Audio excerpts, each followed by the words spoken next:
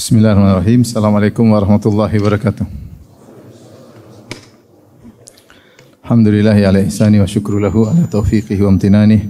Asyhadu an la ilaha illallah wahdahu la syarika lahu ta'ziman li sya'nih.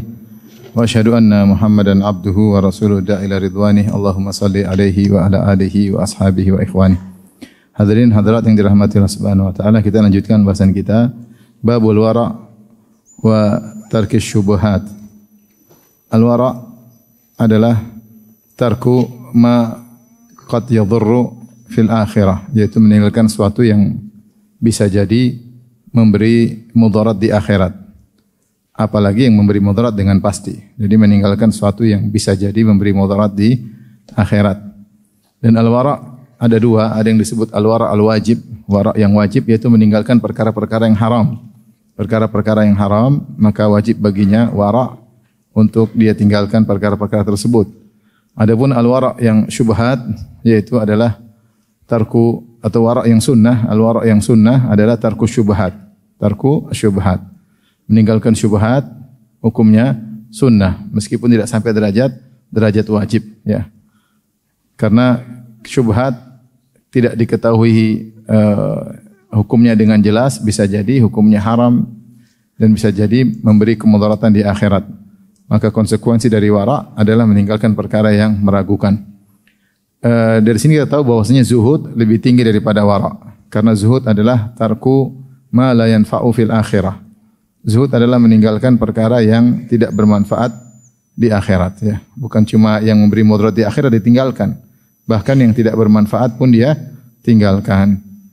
Sehingga ketika dia mau melakukan sesuatu, dia renungkan dulu. Apa yang saya lakukan ini ada manfaatnya di akhirat enggak? Ada pahalanya enggak? Gampangannya, ada pahalanya enggak? Saya melakukan kegiatan ini. Kalau ada, dia kerjakan. Kalau tidak ada pahala, maka dia tinggalkan. Ketika dia meninggalkan sesuatu karena dia tahu tidak ada pahalanya di akhirat, maka itu namanya zuhud. Dan dia lebih tinggi daripada al-wara'. Pembahasan ini sangat penting. Kita tahu bahwasanya dalam kehidupan kita banyak perkara yang jelas-jelas haram. Dan juga banyak perkara-perkara yang syubhat. Ya, karena keterbatasan ilmu kita tidak tahu hukumnya apa. Haram atau halal. Maka kalau kita ingin dapat pahala, maka kita tinggalkan. Selama itu kita ragu, belum jelas hukumnya bagi kita, maka kita tinggalkan. Itu yang disebut dengan wara'. Kemudian Al-Imam Nawawi rahimahullah membawakan dua ayat terkait dengan bab ini. Kemudian setelah itu baru membawakan banyak hadis. Yang pertama, qala Allah Ta'ala, Allah berfirman, wa tahsabunahu hayyinan wa huwa indallahi azim. Kalian menganggap perbuatan kalian adalah perkara yang ringan, padahal di sisi Allah adalah agung. Ya. Ayat ini terkait dengan kisah Aisyah radhiyallahu taala anha yang dituduh berzina oleh orang-orang munafikin dalam suatu peristiwa yang disebut dengan haditsatul ifk. Haditsatul ifk yaitu tuduhan dusta. Di mana Nabi SAW dan para sahabat berperang dalam perang namanya Ghazwatul Muraisiyah. Ghazwatul Muraisiyah ya sekitar tahun 5 Hijriah. Kemudian ketika balik pulang ke Madinah, ternyata Aisyah radhiyallahu anha ya di malam hari kemudian beliau pergi meninggalkan onta beliau dengan kerandanya untuk buang hajat. Ketika beliau buang hajat, kemudian beliau balik, ternyata beliau lupa kalung beliau tidak ada, maka beliau lagi cari kalungnya sehingga beliau terlambat karena mencari kalung. Padahal sudah tiba saatnya rombongan untuk lanjut kembali. Kata Aisyah radhiyallahu taala anha, wa kunna nisa'u khifafan. Dahulu zaman kami para wanita itu kurus-kurus ya. Sehingga seperti Aisyah radhiyallahu anha kalau mau naik onta ditaruh dulu di atas keranda kemudian diangkat oleh beberapa orang lelaki untuk mengangkat Aisyah di atas onta. Rupanya mereka menyangka Aisyah sedang berada dalam keranda karena Aisyah ringan, ada enggak ada seperti sama saja ya. Maka diangkat dipikir Aisyah sudah ada dalam keranda, ternyata tidak ada. Akhirnya rombongan pun berjalan balik ke Madinah dan Nabi tidak tahu ternyata istrinya yang sangat dia cintai tertinggal. Akhirnya ketika Aisyah balik rombongan sudah tidak ada, maka dia pun menetap di tempat terakhir rombongan itu berada. Ini di antara cerdasnya Aisyah radhiyallahu anha. Dia berharap kalau ada orang sadar tidak ada dia maka akan kembali ke tempat rombongan terakhir. Rupanya karena mereka tidak tahu Aisyah tidak ada, disangka sudah ada, jalan terus sampai Madinah. Aisyah sampai siang hari tidak kembali-kembali rombongan. Ada seorang sahabat bernama Sofwan bin Mu'attal As-Sulami. Sofwan bin Mu'attal As-Sulami ini seorang yang kalau sudah tidur sangat berat. Dia termasuk orang yang kalau sudah tidur susah untuk bangun. Dan dia hanya bangun terkadang kalau sudah kena terik matahari. Oleh karenanya dia ditugaskan untuk paling belakang karena dia susah bangun. Untuk ngecek-ngecek kalau ada barang yang ketinggalan, ada sesuatu yang terjatuh dari rombongan. Ketika dia bangun, dia lihat dari kejauhan ada Aisyah radhiyallahu anha dan dia kenal Aisyah sebelum diwajibkannya hijab. Maka setelah itu dia berucap Inna lillahi wa inna ilaihi raji'un dengan suara yang keras agar Aisyah terbangun. Kemudian Aisyah pun fa khammartu wajhi, kata Aisyah saya pun tutup wajahku. Kemudian dia pun menyiapkan onta, dia tundukkan, kemudian dia mundur, kemudian Aisyah naik onta tersebut, kemudian dia pun nuntun Aisyah sampai masuk kota Madinah dan masuk kota Madinah di siang hari dan di tengah perjalanan mereka tidak berbicara sama sekali karena dia mengatakan ini istri Nabi sallallahu alaihi wasallam, dia sangat muliakan dan istri Nabi semuanya seperti ibunda kaum mukminin. Masuk di Madinah siang hari, maka ini dijadikan kesempatan oleh orang-orang munafikin untuk menuduh Aisyah berzina. Maka tersebarlah berita yang memprovokasi bahwasanya Aisyah telah berzina dengan seorang sahabat namanya Sofwan bin Mu'attal As-Sulami. Tentunya adalah kedustaan kalau Aisyah dan Sofwan bin Mu'attal atau namanya orang berzina pasti sembunyi-sembunyi pulangnya. Ini kenapa santai aja di siang hari? Ya, ternyata dijadikan bahan, digoreng oleh orang-orang munafikin. Begitu kuatnya gorengan tersebut sampai ada sebagian sahabat terprovokasi, 3 orang, di antaranya adalah Hamnah bintu Jahsh, kemudian di antaranya Mistah, dan di antaranya Hasan bin Sabit, penyair Rasulullah sallallahu alaihi wasallam. Akhirnya mereka didera karena ikut-ikutan menuduh Aisyah radhiyallahu taala anha. Nah, ketika itu turunlah ayat sekitar 15 atau lebih membela Aisyah radhiyallahu taala anha, ya. Ittalaqawnahu bi alsinatikum wa taquluna bi afwahikum ma laysa lakum bihi ilm wa tahsabunahu hayyinan wa huwa 'indallahi 'azim. Tatkala kalian terima kabar tersebut, ya. Dan kalian mengomentari dengan mulut kalian tanpa ilmu dan kalian menyangka ini perkara ringan padahal di sisi Allah adalah besar, ya. Jadi sebagian sahabat ikut-ikutan menuduh dan Allah mengatakan kalian menyangka ringan padahal ini perkara besar. Saking perkara ini perkara besar sampai Allah bela Aisyah dengan menurunkan sekian banyak ayat. Sampai Aisyah mengatakan wala nafsi ahqar, sungguh jiwaku ini lebih hina daripada Allah turunkan ayat untuk membelaku. Saya hanya menyangka Rasulullah SAW mimpi, kemudian datang wahyu lewat mimpi untuk menunjukkan kebersihanku atau kesucianku. Ternyata Allah tidak hanya cukup dengan mimpi, tapi Allah turunkan apa? Ayat-ayat sebagai pembelaan terhadap Aisyah radhiyallahu taala anha. Maka setelah itu Allah berfirman, ya'idzukumullahu an ta'udu lumithlihi abadan in kuntum mu'minin. Allah nasihati kalian jangan ulangi lagi seperti ini jika kalian beriman. Makanya dari ayat ini, ya'idzukumullahu an ta'udu limithlihi abadan, Allah nasihati kalian jangan kalian kembali lagi menuduh-nuduh Aisyah. Kalau kalian beriman dijadikan dia oleh para ulama, siapa yang menuduh Aisyah berzina setelah turun ayat-ayat ini maka dia kafir. Maka dia kafir. Dan di antara orang yang getol menuduh Aisyah berzina adalah orang-orang Rafidhah, Sampai dulu saya punya kawan di Iran, dia cerita kalau orang Syiah benci sama atau manggil pezina mereka panggil Aisyah. Mereka panggil apa? Aisyah. Jadi gelar untuk orang yang wanita berzina untuk menanamkan kebencian kepada Aisyah radhiyallahu taala anha. Itu adalah hal yang ringan bagi mereka karena di antara ibadah mereka adalah melaknat para sahabat. Makanya doa mereka terkenal nama doa Sonamail Quraisy. Itu doa mereka, Allahumma la'an Sonamail Quraisy. Ya Allah laknatlah dua berhala orang Quraisy, wajibtaihima wa tagutaihima. Ya Allah laknatlah dua berhala orang Quraisy. Maksudnya Abu Bakar dan Umar. Abu Bakar dan Umar radhiyallahu taala anhuma, ya. Taib, di sini Allah mengatakan kalian menyangka itu ringan padahal di sisi Allah adalah agung. Ayat ini wallahu alam bisawab dibawakan oleh Imam Nawawi agar kita tidak bermudah-mudah untuk mengkonsumsi syubhat. Karena syubhat itu kalau diikuti terus bisa jadi suatu saat haram. Kalian anggap ringan ternyata urusannya besar nanti di akhirat. Oleh karenanya hati-hati, ya. Sebaiknya kalau ada syubhat kita tinggalkan. Jangan spekulasi, tenang aja, tahu-tahu ternyata haram. Mudah, syubhat tinggalkan, selesai. Demikian juga ayat kedua Allah berfirman inna rabbaka labil mirsad, sungguhnya Rabbmu mengawasi, sungguh mengawasi. Itu apa yang kau lakukan semua diawasi oleh Allah Subhanahu wa taala. Kalau hatimu tergerak, ini kau ragu, syubhat, ya, hendaknya kau tinggalkan sebagai bentuk wara. Sebagai bentuk apa? Wara. Sebagai bentuk wara. Ya, ini mulia di sisi Allah Subhanahu wa taala, ya, karena meninggalkan perkara yang syubhat hukumnya sunnah, yaitu diberi ganjaran oleh Allah Subhanahu wa taala. Sering-sering melakukan syubhat, lama-lama terjerumus dalam keharaman. Setelah itu Al-Imam Nawawi rahimahullah membawakan banyak hadis, di antaranya hadis pertama An Nu'man bin Bashir radhiyallahu taala anhuma, dari Nu'man bin Bashir, semoga Allah meridai keduanya, karena Nu'man sahabat, Bashir juga sahabat. Ayah dan anak sama-sama sahabat, makanya dikatakan radhiyallahu anhuma, semoga Allah merahmati keduanya, ayah dan anak. Nu'man bin Bashir berkata, qala sami'tu Rasulullah sallallahu alaihi wasallam yaqul, aku mendengar Rasulullah sallallahu alaihi wasallam bersabda, innal halala bayyinun, sungguhnya yang halal itu jelas. Wa innal harama bayyinun, yang haram juga jelas. Wa bainahuma mushtabihatun, dan di antara yang jelas-jelas ini ada perkara yang meragukan. La ya'lamuhunna katsirun minan nas, kebanyakan manusia tidak tahu hukum aslinya apa, hakikatnya apa, halal atau haram.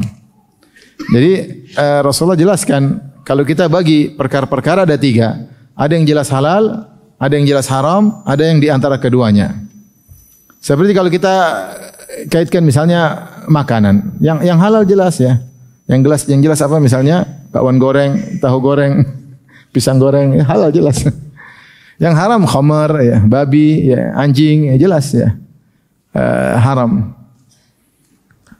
Wa bainahuma umurun musyabbihat, ada perkara yang ragu, perkara yang ragu. Ya, bahkan sebagian kita ustaz juga terkadang ragu ya. Contoh misalnya hewan-hewan yang ditinggal di laut, tapi dia tinggal di laut secara murni, di air terkadang di darat, disebut barmai, hewan dua alam. Nah, di hewan dua alam ini ada yang misalnya buas seperti buaya, hukumnya apa? Ya, ini dibahas oleh para ulama ya. Hukumnya apa? Ditinjau dari dia kebanyakan tinggal di air, maka dia diikutkan dengan hukum hewan air, dan hukum hewan air semuanya halal. Meskipun yang bengis, contohnya ikan paus. Contohnya ikan apa? Hiu ya. Ikan hiu meskipun jahat, halal atau haram? Ada yang ragu? Kalau supaya enggak ragu, makan tuh ikan hiu ya. Kalau di Madinah banyak orang jual ikan hiu ya. Khawatir dibelah keluar kepala orang.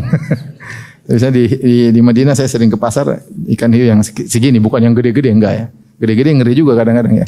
Yang kecil-kecil gini banyak dijual ya. Jadi semua yang hanya tinggal di air, meskipun sebuas apapun, hukumnya apa? Halal. Ya, seperti ular laut ya. Kemudian ikan pare atau ikan hiu, pokoknya semuanya halal. Jadi masalah ikan yang tinggal di dua alam ya. Maka khilaf di kalangan para ulama tentang ikan yang statusnya begini. Ada yang mengatakan haram secara mutlak ya, hewan-hewan al-barmai dua alam, karena yang Rasulullah halalkan adalah yang di laut saja, al-hillu maitatuhu. Semua hewan laut hukumnya halal. Ada yang mengatakan ditinjau dari kebanyakan mana dia tinggal. Kalau dia tinggal kebanyakan di air, maka diikutkan dengan hewan air. Buaya lebih sering di darat, sering jemuran atau sering berenang? Buaya. Tergantung buaya mana. Kalau buaya darat sering di luar. Kalau buaya sering di darat atau di laut? Di laut, di air. Makanya sebenarnya berfatwa buaya hukumnya apa? Halal. Dan sampai sekarang saya tidak mau makan sate buaya ya. Sebenarnya ulama mengambil hukum yang lebih hati-hati, kata mereka, kalau dia tidak hidup di dua alam, darat ataupun laut, maka kita ikutkan saja dengan hewan darat. Kita lihat kalau dia buas, makanya hukumnya haram. Kalau dia buas hukumnya haram, kalau tidak buas kita sembelih. Seperti penyu, dia tinggal di darat dan di laut. Kalau bertelur dia ke daratan. Ini bagaimana? Kalau ada darah yang mengalir maka disembelih.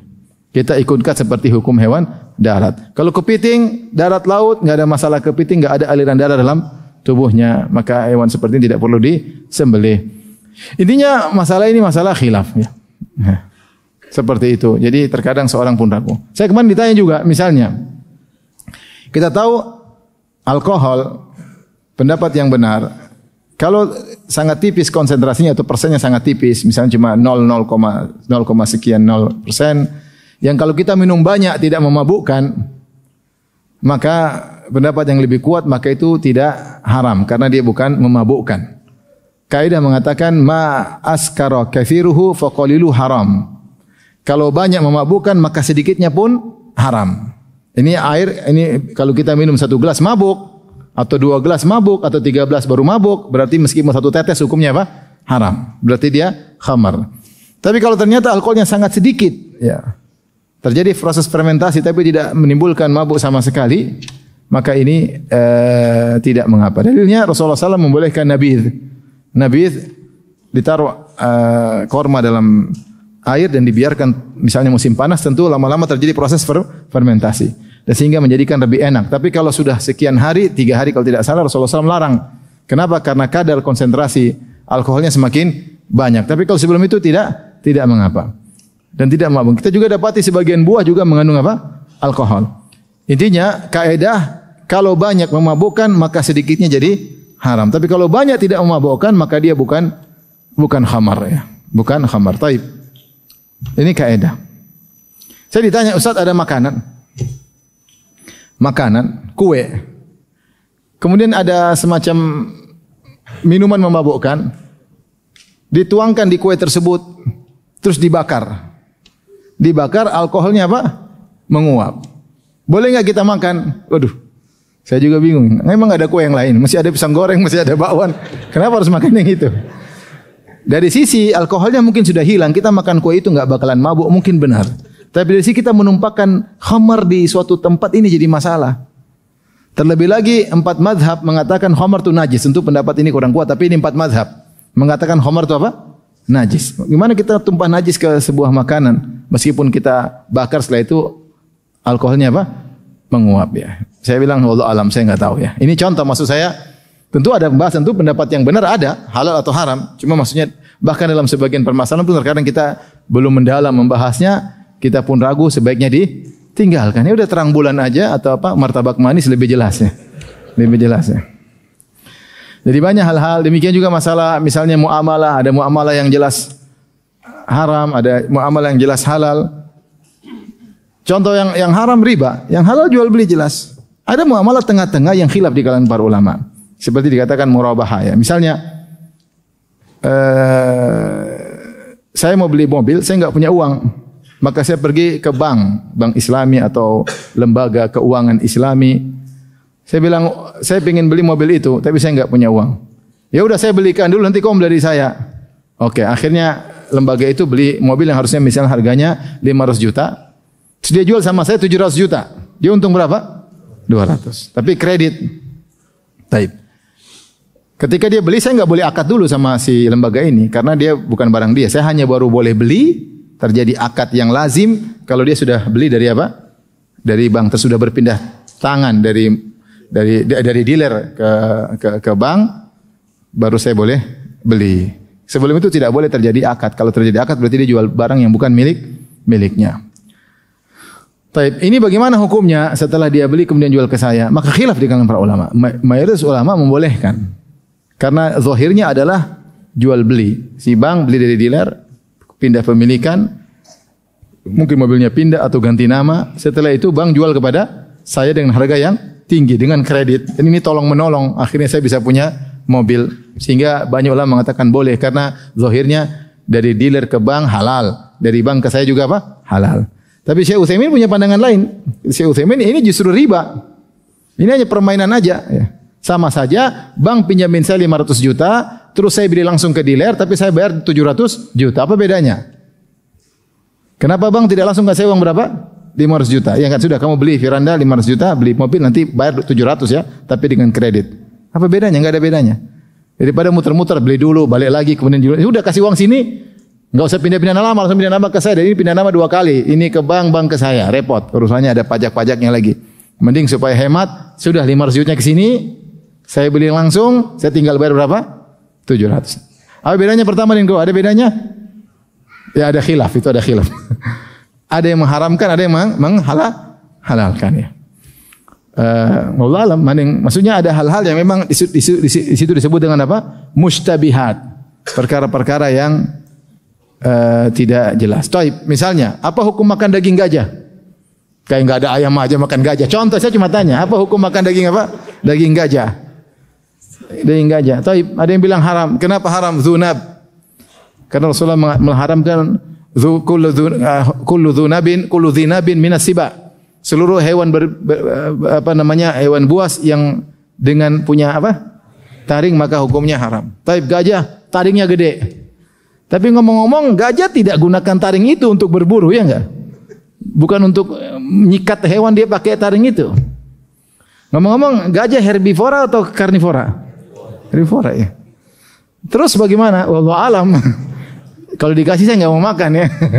Tapi ini maksud saya ini contoh banyak hal yang kita saja belum tentu tahu. Harus baca dulu pembahasan para ulama, kemudian pendalilan-pendalilan mereka.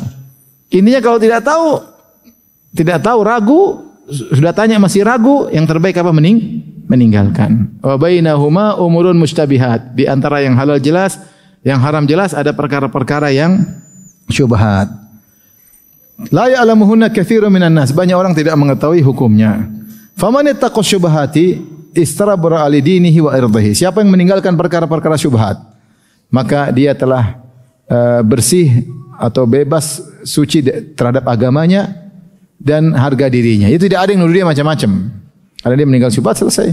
Agamanya selamat, harga dirinya juga selamat. Wa man waqa'a fi syubhati waqa'a fil haram. Adapun orang yang terjerumus dalam perkara syubhat, suatu saat dia terjerumus dalam perkara yang haram. Kenapa bisa demikian? Orang selalu melakukan perkara yang syubhat, nanti lama-lama terjerumus dalam haram dari dua sisi. Sisi pertama, dia terbiasa syubhat. Syubhat, embat, syubhat, lewat. Ini masih syubhat kan? Ayo. Masih syubhat kan? Ayo. Lama-lama dia terbiasa menggampangkan yang syubhat, akhirnya dia terjerumus masuk juga kepada yang haram. Karena sudah terbiasa menggampangkan yang syubhat. Nanti lama-lama dia juga menggampangkan yang haram. Ini sisi pertama. Sisi kedua, dikatakan orang terjerumus dalam syubhat, lama-lama terjerumus dalam yang haram, karena di antara perkara syubhat tersebut, dari 10 perkara syubhat tidak mungkin semuanya halal. Bisa jadi di antara 10 tersebut secara hakikatnya ada 3 yang haram, ya atau tidak? Maka kata Nabi, siapa yang selalu terjerumus dalam syubhat, dia pasti terjerumus dalam perkara yang haram. Karena syubhat itu kan dia tidak tahu, padahal hakikat perkara ini ada hakikatnya. Taruhlah ada 20 perkara syubhat, mungkin 3 di antaranya haram. Kalau dia embat semuanya 20-20-nya, pasti dia terjerumus dalam 3 yang haram. Maka jalan selamat, agar selamat bagi agama dan selamat bagi harga diri, tinggalkan yang syubhat. Kemudian Rasulullah SAW beri perumpamaan, karra'i yar'a haulal hima, yushiku an yarta'a fihi. Seperti penggembala yang menggembalakan hewan gembalanya di sekitar daerah larangan. Yushiku an yarta'a fihi. Khawatir dia akan akhirnya menggembalakan kambingnya di daerah larangan. Dahulu orang-orang masing-masing punya areal dia, areal si A, areal si B. Dulu mungkin zaman dahulu, di zaman Nabi tidak bikin pagar seperti sekarang ya. Sekarang pagar, masya Allah di mana-mana. Enggak usah dilanjutin ya. Pokoknya dulu tidak pakai pagar, jadi mungkin cuma jarak pohon itu ke pohon ini, gunung sana ke gunung ini. Jadi karena tidak ada garis yang pasti, ketika seorang mulai menggiring ke arah di batas-batasan areal dia, lama-lama kambingnya dia tidak sadar, lama-lama dia bawa kambingnya ke areal orang. Kenapa dia nyerempet, lama-lama akhirnya terjerumus. Di sini Nabi memberi perumpamaan, karra'i yar'a haulal hima, seperti penggembala yang menggembala di sekitar daerah terlarang. Yushiku an yarta'a fihi, khawatir dia akhirnya terjerumus dia akhirnya menggembalakan di daerah terlarang. Ala wa inna likulli malakin hima, ketahuilah setiap raja, setiap penguasa punya areal terlarang, jangan didekati. Ala wa inna himallahi maharimuhu, ketahuilah daerah terlarang Allah adalah yang Allah haramkan. Jangan dekat-dekati, jangan serempet-serempet. Siapa yang serempet akhirnya terjerumus. Wa inna fil jasadi mudghatan, ketahuilah bahwasanya dalam jasad ada segumpal daging. Idza salahat salahal jasadu kulluh, kalau baik segumpal daging itu maka baik pula anggota tubuh yang lain. Wa idza fasadat, jika segumpal daging tersebut rusak, fasadal jasadu kulluh, maka yang lain juga ikut rusak. Ala wahyal qalb, maka itulah hati. Ini dalil bahwasanya pengaruh seorang wara atau asal-asalan makan yang syubhat, makan yang haram itu punya pengaruh di hati. Kalau seorang wara, hatinya insyaallah lebih apa? Lebih baik. Hatinya lebih bertakwa, lebih khusyuk. Ini enggak wara ya. Tapi kalau orang enggak wara, syubhat dia embat, haram dia sikat, maka hatinya akan apa? Rusak. Sebenarnya mengatakan dalil bahwasanya makanan punya pengaruh terhadap kebersihan hati seseorang, sikap dia dalam menghadapi permasalahan mempengaruhi sikap hati seseorang. Kalau orang nawarin antum suatu muamalah, antum ragu, udah tinggalin aja, enggak usah, tinggalin ya. Tinggalin. Allah akan bukakan rezeki yang lain ya. Kecuali antum tanya, antum yakin halal, lakukan. Kalau antum tanya, antum enggak yakin, apalagi ada yang mengharamkan, antum ragu, tinggalkan, hukumnya sunnah. Sudah selesai, tinggalkan. Daripada nyerempet-nyerempet perkara yang syubhat, lama-lama terjerumus dalam perkara yang haram. Tapi kita lanjutkan hadis berikutnya.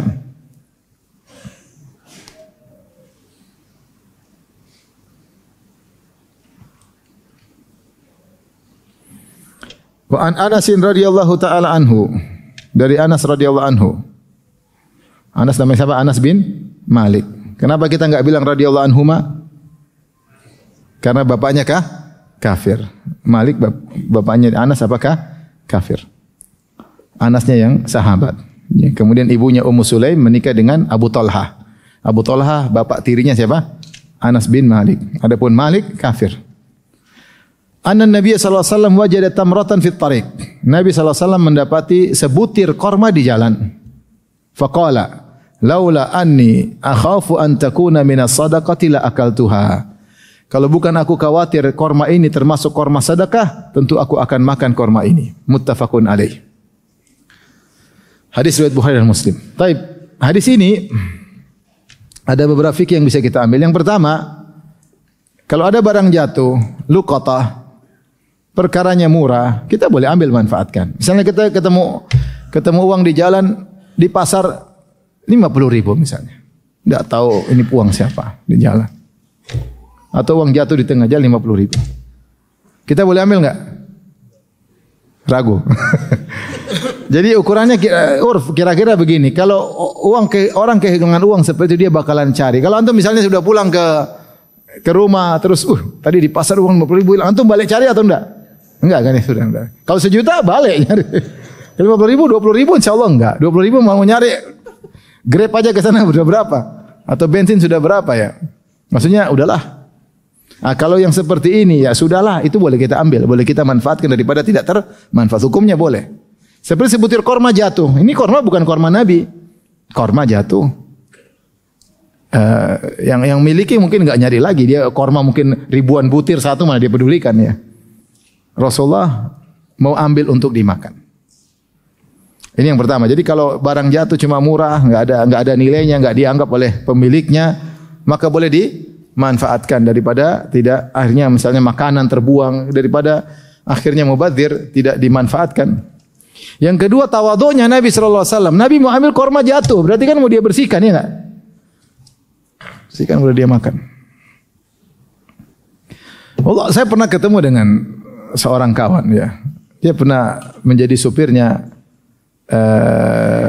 Syekh Abdullah Al-Jibrin bin Jibrin rahimahullahu taala. Dia bilang, "Ustaz, ini Syekh, maksudnya dia kalau jalan sampai ada, maksudnya dia orang sangat parah. Jalan nanti ada paku dia bersihkan. Nanti ada makanan jatuh dia ambil, dia bersihkan, dia makan.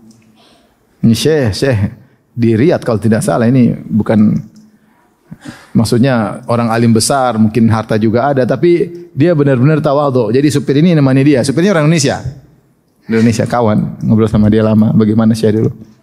Sampai dia bilang Syekh di antara kelebihannya dia punya jadwal menghadiri walimah kalau enggak salah selama setahun. Jadi dia jadwal, pokoknya dia berusaha datang, ada walimah dia datang, padahal orangnya sibuk luar biasa, orang luar biasa. Di antaranya Allah alam benar atau tidak, dia bilang kadang saya lihat Syekh di tengah jalan ada minum sisa, dia minum. Nah, ini ya enggak tahu ya ini. Tapi maksudnya dia tidak ingin ada, ya dulu mungkin tidak banyak penyakit seperti sekarang. Ya. Kalau sekarang minumnya, kalau ada botol bekas minumnya pakai masker. Gimana caranya? Masker taruh baru minum. Tapi maksud saya Nabi dulu begitu. Ya mungkin kalau minuman enggak ya, tapi korma jatuh Nabi ambil dan Nabi pingin makan. Menghargai nikmat Allah Subhanahu wa taala, tidak dibuang-buang. Ini yang kedua. Dan ini dalil bahwasanya makanan kalau sudah dibuang orang kita boleh, kalau sudah dibuang tidak diambil kita boleh ambil. Sampai Syekh bin Baz pernah ditanya bagaimana hukum makanan bagi orang yang taruh sesajen di kuburan. Iya, ditanya, taruh sesajen di kuburan. Maka jika sesajennya bukan hewan yang disembelih, maka tidak mengapa. Daripada itu buah nanti apa? Busuk, mubazir. Ya. Mubazir. Dulu ada kawan yang tinggal di suatu kota di Indonesia, dia selalu cari sesajen. Ambil. Dulu kata dia zaman dahulu mereka taruh uang beneran sajen. Sekarang uang palsu ya. Dulu uang beneran, jadi ambil uang beneran. Memang dari sisi karena sudah dibuang daripada dibuang ya. Cuma masalahnya kalau kamu ambil dia semakin yakin dimakan sama. Ini yang saya khawatir. Itu saya khawatir. Tapi kalau hukum asal sesuatu yang dibuang tidak ada manfaatnya boleh kita ambil. Boleh kita ambil ya. Dia tidak perlu lagi kita boleh ambil daripada mubazir ya.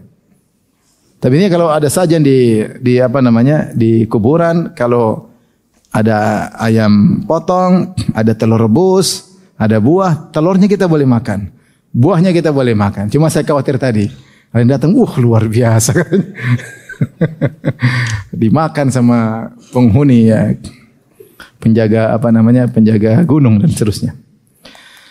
Tapi Rasulullah SAW kenapa tidak mau makan? Rasulullah mengatakan, akhafu an takuna minas sadaqah.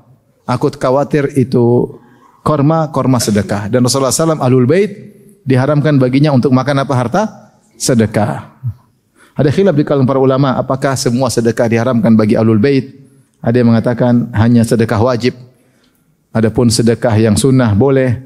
Ada yang mengatakan dalil mutlak, sedekah wajib maupun sedekah sunnah, maka tidak boleh ya, tidak boleh. Kalau di ahlul bait tidak boleh menerima apa? Sedekah secara mutlak. Ada yang menafsir, ada yang mentafsir, memperinci. Allah alam, intinya Nabi tidak mau makan karena dikhawatirkan ini adalah harta apa? Sedekah. Dan ada kemungkinan enggak? Ada. Karena Rasulullah SAW zaman itu banyak orang bayar zakat. Bisa jadi ada orang lagi bawa buah zakat atau apa namanya harta zakat atau kormanya jatuh.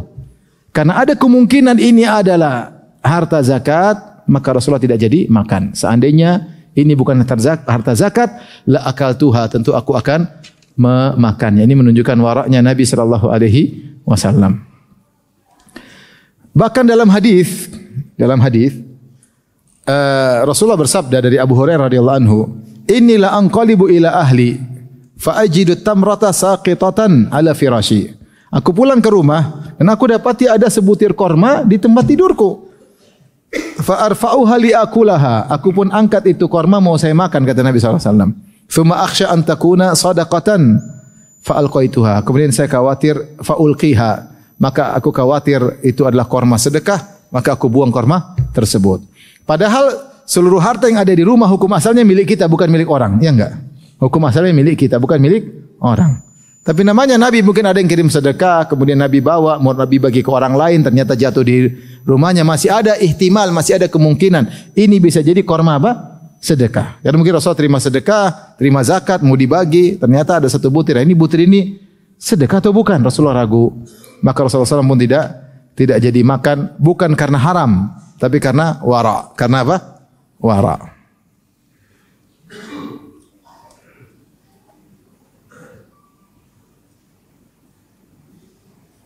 Dalam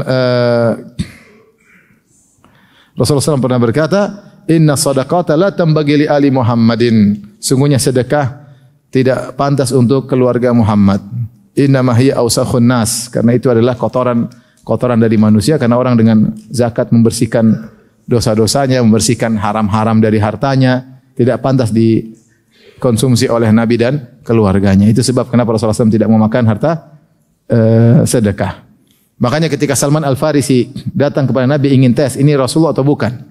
Karena pendeta yang bertemu dengan Salman mengabarkan bahwasanya Rasul terakhir itu dia tidak makan sedekah tapi makan apa? Hadiah. Maka akhirnya Salman bilang ini sedekah. Ternyata Rasulullah terima, kemudian Rasulullah bagi semua kepada sahabat-sahabat, dia tidak ikut makan.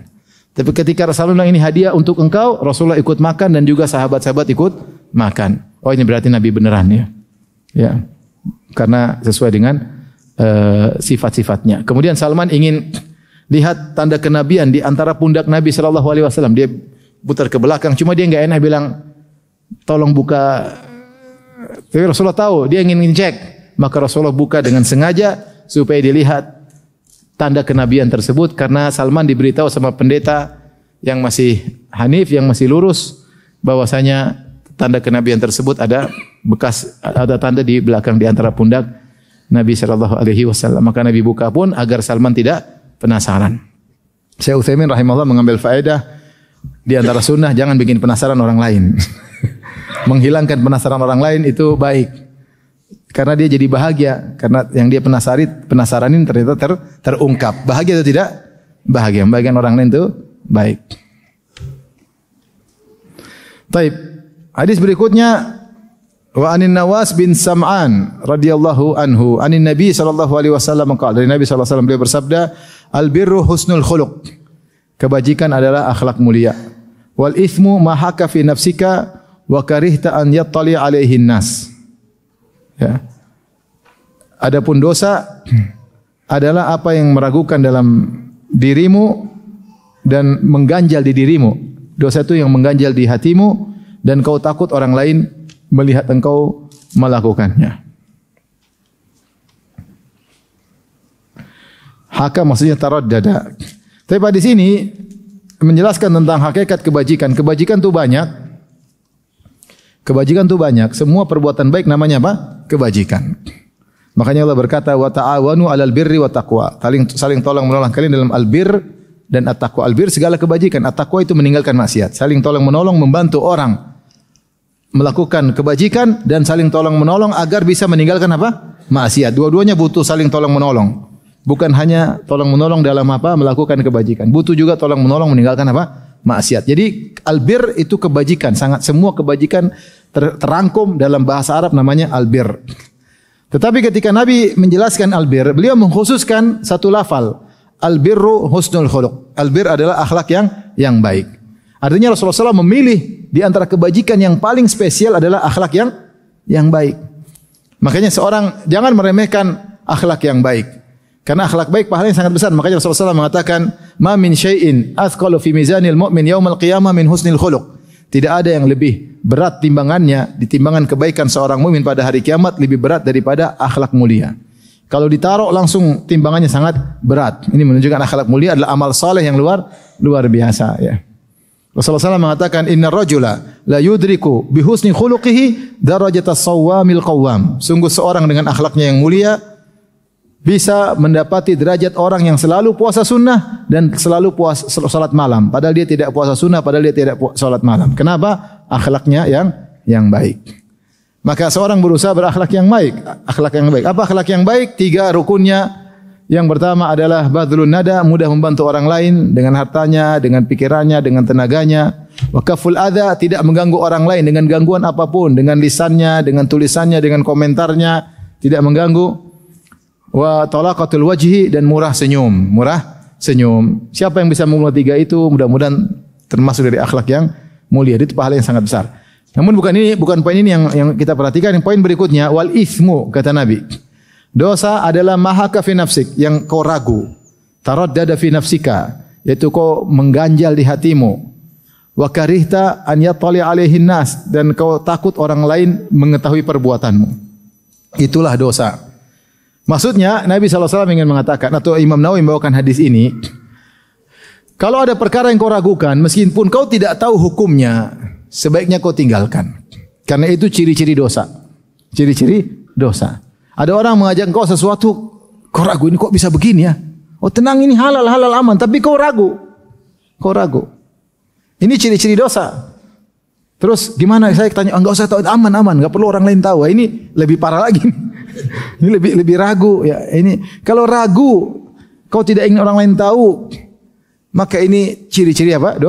Dosa. Ciri-ciri dosa. Maka jangan dilakukan. Maka lebih baik tinggalkan. Ini termasuk apa? Syubhat.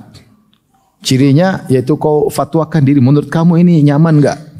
Kalau enggak nyaman itu tanda-tanda dosa. Karena Rasulullah mengatakan wal ithmu ma haka fi sadrika, yang kau ragukan dalam dirimu. Tentunya parameter ini hanya berlaku bagi orang yang masih di atas fitrah. Adapun orang fitrahnya rusak, dia udah enggak peduli. Yang sudah makan haram, enggak ada ragu-ragu, yang haram aja dia makan. Ya, dia enggak ragu-ragu.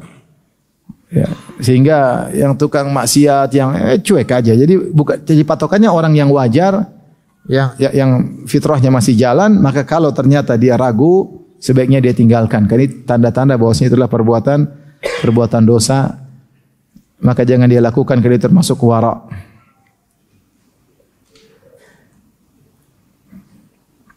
Sama hadis berikutnya, wan Anwabisah bin Ma'bad radhiyallahu anhu qala ataitu Rasulullah sallallahu alaihi wasallam faqala, aku mendatangi Rasulullah sallallahu alaihi wasallam, kemudian berkata, "Ji'ta tas'alu anil bir?"